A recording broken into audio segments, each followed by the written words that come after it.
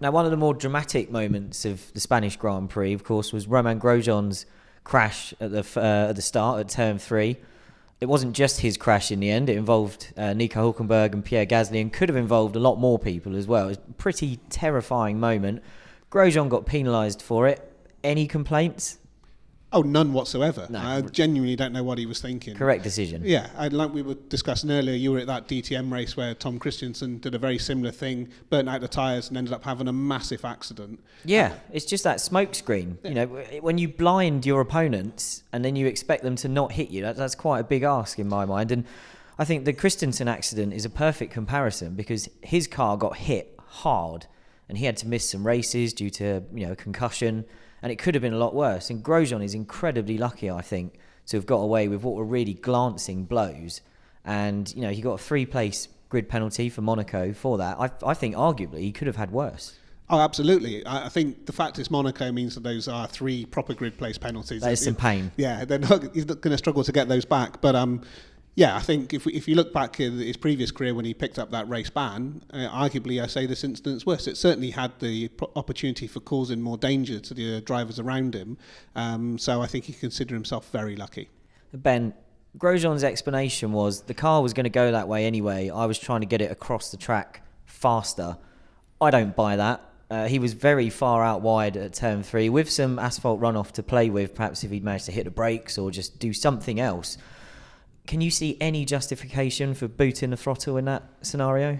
Not really, no. I mean, the stewards eviscerated that defence, threw that out. It was quite detailed, wasn't it? Yeah, I can't see why you would do that. I mean, it's like he thought he was driving a front-wheel drive touring car where you boot the throttle and oversteer to correct it. Madness, really. He looked like the first lap nutcase that Mark Webber thought he was all those years ago.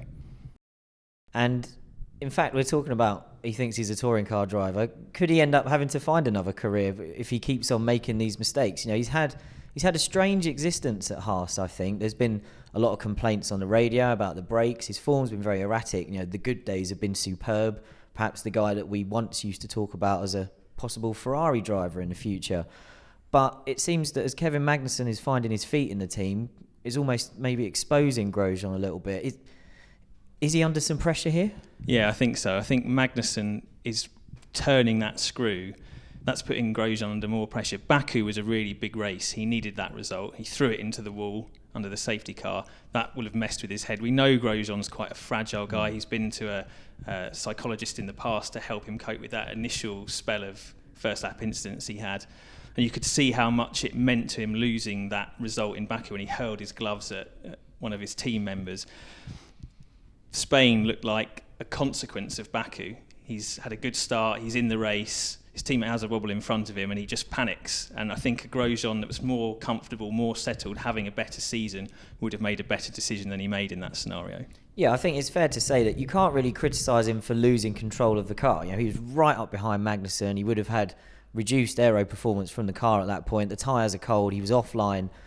Spinning in the first place wasn't really the issue. We saw the guy in the same car in front of him got out of shape and caught it. So that was forgivable. But I just feel that what he did after that was unforgivable. Yeah, and I think, reiterate what Ben said, when people are under extraordinary amounts of pressure, they do random things. And I think had he have had a strong start to the season, he probably wouldn't have behaved that way, would have maybe done as you suggested, just let the car run out wide, recover it off the gravel. But he's all this way into the season, no points. The team's got a very strong car. They've got to be looking and thinking, it's not as if there aren't some good drivers sitting out there on the sidelines. You could drop a Wehrlein or someone in there. They're probably going to start delivering points straight away. And carrying on from your mental fragility state, when someone's a bit vulnerable to that, that's got to be weighing on the back of his mind. And I think we have to give a bit of a shout out really to Kevin Magnussen, don't we? He went in there, almost had to rebuild his own career a little bit at Haas last season, but he seems a lot more comfortable this year, I think. And now he seems to be able to deliver relatively consistently. He, if anything, he's showing Grosjean up. Yeah, I did an interview with Kevin Magnussen ahead of the Baku race for an upcoming issue of F1 Racing, and he said this is the first season where he's felt comfortable in Formula One, where he's looking forward to the races, where he feels like he did in the junior series when he was dominating, running away with races.